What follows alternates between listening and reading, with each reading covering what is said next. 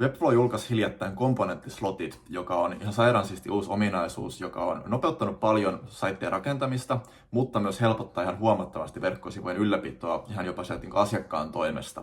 Mä näytän tällä videolla, miten nämä komponenttislotit toimii. Komponentit Webflowssa on tommosia toistuvia rakennuspalikoita, jossa on yleisesti ottaen aina sama rakenne, mutta sisältö muuttuu. Ja käytännössä mihin niitä käytetään on esimerkkinä, että jos meillä on vaikka tämmöinen hero-osio verkkosivulla, niin me voidaan tätä samaa komponenttia käyttää jokaisella sivulla, ja sitten meillä on vaan tämmöinen hallinta periaatteessa tässä sivulla, jossa me voidaan päättää, että mitä tekstejä, mitä kuvakkeita, jne. Me näytän tässä komponentissa, tässä osiossa. Komponentit voi olla myös pienempiä elementtejä, ja esimerkkinä jos me mennään tämän meidän hero-osion sisälle, komponentin sisälle, niin täällä on myös tavalla sisällä sitten komponenttina tämä meidän logomarkiisi, buttonit on meidän saitilla rakennettuna komponentteina. Eli käytännössä komponentin sisällä voi myös olla komponentteja. Tähän mennessä, jos me ollaan haluttu tehdä variaatioita tästä yhdestä osiosta, eli esimerkkinä jollain sivulla me ei halutakaan näyttää tätä logomarkiisia ollenkaan, niin tänne on viritetty tämmöinen visibility-säätö, jolla me pystytään piilottamaan haluttuja elementtejä siitä komponentista. Mutta nyt tämä on tullut ihan huomattavasti helpommaksi, eli sen sijaan, että meidän täytyy olla ne kaikki elementit, kaikki sisältö siinä komponentissa valmiina, ja sitten vaan piilotellaan ja näytetään mitä halutaan, niin nyt me voidaan käyttää näitä komponenttislotteja. Eli lisätään tähän meidän osioon slot, ja annetaan sille joku nimi. Tämä on nyt tässä tapauksessa vaan hero slot 1. Kannattaa toki nimetä nämä vähän fiksummin.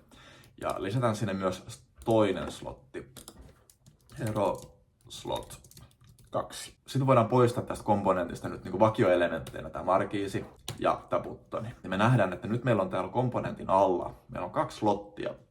Ja nyt me voidaan näihin lisätä, eli esimerkiksi jos me halutaan tehdä se ihan tismalleen sama, mikä meillä äsken oli, niin me löydetään täältä meidän logomarki-komponentti, ja sitten voidaan lisätä tuohon toiseen slottiin vaikka buttoni.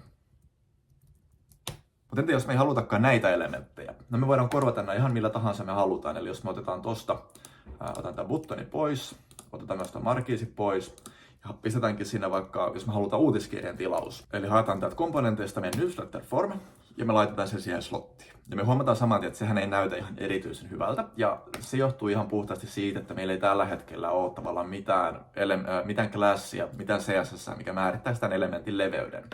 No, me voidaan näihin slotteihin määrittää ihan yhtä lailla klasseja kuin mihin tahansa muuhunkin elementtiin. Eli jos me halutaan vaikka nyt antaa tälle slotille, että tämä on vaikka hero CTA wrapper. Ja määritetään, että se pyrkii olemaan 100% leveä, eli koko boksin leveä, mutta annetaan sille kuitenkin maksimileveys, joka on vaikka 20 rem. Se on vähän liian kapea, 30 rem. Nyt me nähdään, että se näyttää pikkusen fiksummalta.